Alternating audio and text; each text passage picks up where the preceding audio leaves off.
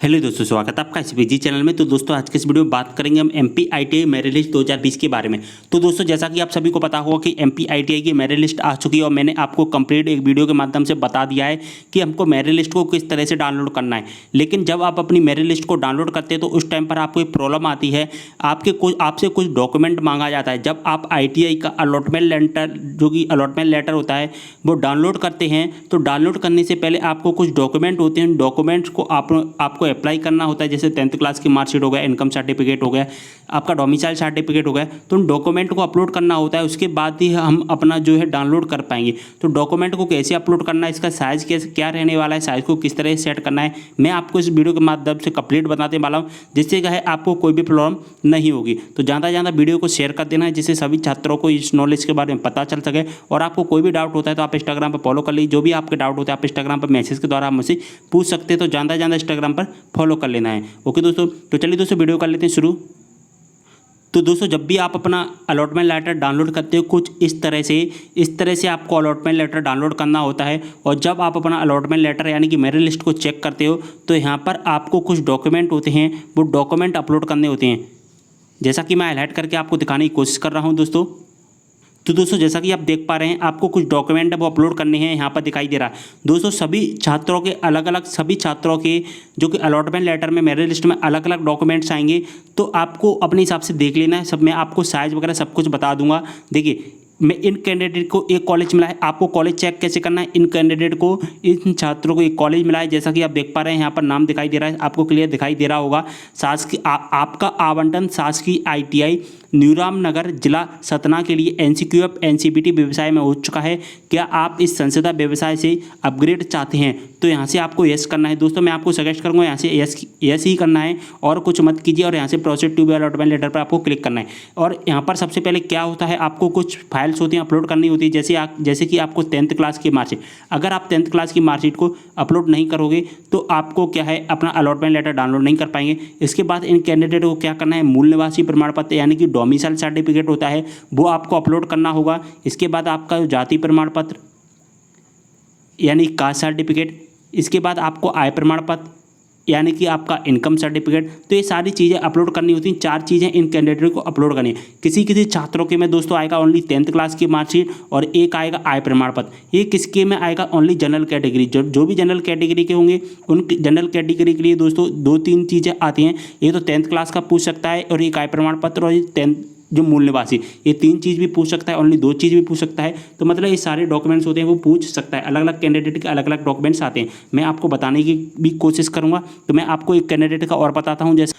जैसा कि आप देख पा रहे हैं इन कैंडिडेट को 10th क्लास की मार्कशीट अपलोड करना है और इन कैंडिडेट को एक चीज़ और अपलोड करना है, माता पिता के स्वामित्व में भूमि की जानकारी का राजस्व अधिकारी द्वारा प्रमाण पत्र। ये प्रमाण पत्र इन्होंने अपलोड जो रजिस्ट्रेशन करने इस टाइम पर वो कुछ नंबर डाले होंगे रजिस्ट्रेशन करते टाइम पर, वो रजिस्ट्रेशन का जो प्रमाण पत्र होता है वो यहाँ पर आपको डालना है। और इनको जो कॉलेज मिला है वो शासकीय आईटीआई जो मिला है जिला सीहोर में इलेक्ट्रीशियन के जो कि ट्रेड मिला है एनसीक्यूएफ एनसीबीटी से हो चुका है। और यहाँ से आपको क्या करना है, यस करना है, क्योंकि बहुत सारे कैंडिडेट को, बहुत सारे छात्रों को यहाँ पर परेशानी हो रही है हाँ या ना में से क्या सिलेक्ट करें।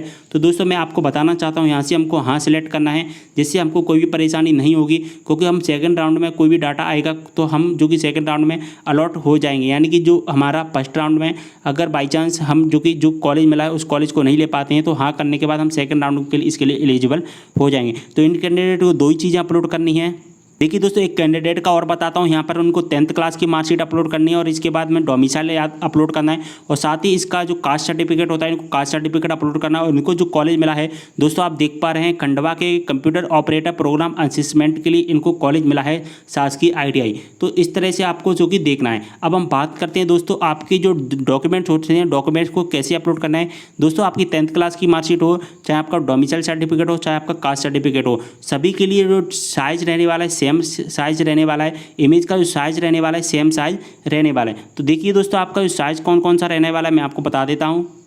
तो दोस्तों सबसे पहले तो आप साइज़ देख लीजिए। इमेज का जो साइज होना चाहिए मिनिमम 30 KB से 200 KB, यानी कि आप 10th क्लास की मार्कशीट हो या XYZ कोई सा भी डॉक्यूमेंट हो, आपका जो मिनिमम साइज होना चाहिए, आपकी फाइल का जो साइज होना चाहिए मिनिमम 30 KB, यानी कम से कम 30 KB का होना चाहिए। और ज़्यादा से ज़्यादा आप कितना कर सकते हैं, 200 KB, यानी कि आपकी जो फाइल होगी 30 से लेकर 200 KB के मध्य में आप अपलोड कर सकते हैं। सबसे पहले तो इस बात को नोटिस कर लीजिए, आपका जो फाइल होना चाहिए वो कितनी KB का होना चाहिए, वो होना चाहिए आपका 30 से लेकर 200 KB, सबसे फर्स्ट बात।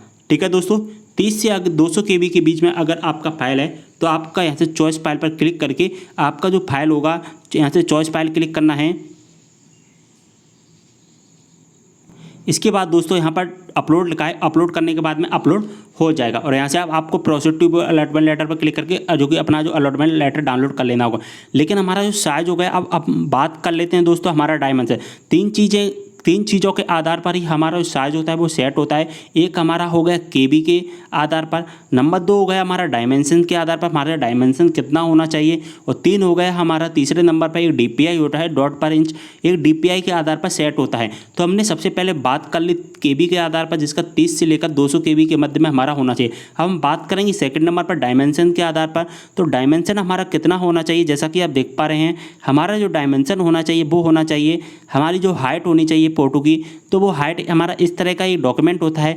तो हाइट मतलब जो ऊंचाई होती है, वो ऊंचाई हमारी कितनी होनी चाहिए, वो ऊंचाई हमारी होनी चाहिए दोस्तों मिनिमम 200 PX की। कितनी होनी चाहिए है दोस्तों, वो हमारी होनी चाहिए 200 PX की। और ज़्यादा से ज़्यादा कितनी ले सकते हैं हम, 300 PX तक। बिट माने होता है चौड़ाई, यानी कि ये हमारी क्या हो गई, चौड़ाई। तो चौड़ाई हमारी कितनी होनी चाहिए, 120 PX। 120 PX से लेकर 200 PX, हम 200 PX का भी लगा सकते हैं। तो इस हिसाब से हमारी जो होनी चाहिए 120 × 200 PX का हमारा साइज होना चाहिए। 120 का चौड़ाई होना चाहिए और 200 PX का हमारा क्या होना चाहिए, ऊंचाई होनी चाहिए। और हमारा जो साइज कितना होना चाहिए, 30 से लेकर 200 KB। ये 2 चीज़ें हमारी कंप्लीट हो चुकी हैं। अब हम दोस्तों बात करते हैं दोस्तों हमारी थर्ड चीज़ के बारे में।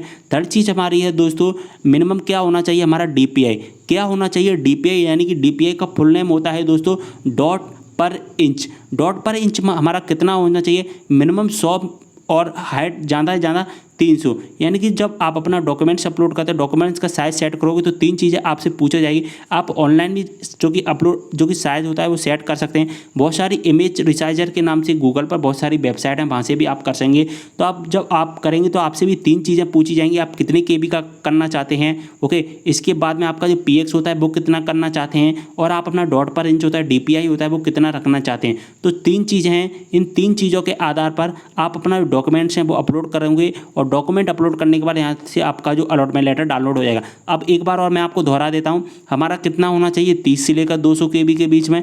नंबर 2 हमारा PX कितना होना चाहिए, यानी कि डायमेंशन कितनी होनी चाहिए हमारी, 200 PX बिट होना चाहिए, 200 हमारा हाइट होना चाहिए इंटू 120 PX हमारी बिट होना चाहिए। और नंबर 3 पर अगर हम बात करें DPI की, तो हमारी मिनिमम जो कि 100 PX की हमारी DPI होनी चाहिए। ओके दोस्तों, उम्मीद कर रहा हूँ जानकारी समझ में आ गई। ये सारी चीज़ें आज आपको क्लियर हो गया होगा। डॉक्यूमेंट्स अपलोड का जो तरीका होता है वो किस तरीके से होता है। आपको डॉक्यूमेंट्स बनाने में कोई भी परेशानी आती है तो आप मुझे कमेंट करें, इंस्टाग्राम पर फॉलो कर लें। जो भी आपके डाउट होते हैं आप इंस्टाग्राम पर मैसेज के द्वारा फॉलो कर लीजिए। इंस्टाग्राम के द्वारा आप जो भी आपके डाउट होते हैं, मैं आपके हर एक डाउट को सॉल्व करने की कोशिश करता हूँ। तो ज़्यादा से ज़्यादा आप इंस्टाग्राम पर फॉलो कर लेना है। ओके दोस्तों, वीडियो को इन पर करते समाप्त, मिलते हैं नेक्स्ट वीडियो के साथ, तब तक के लिए बाय।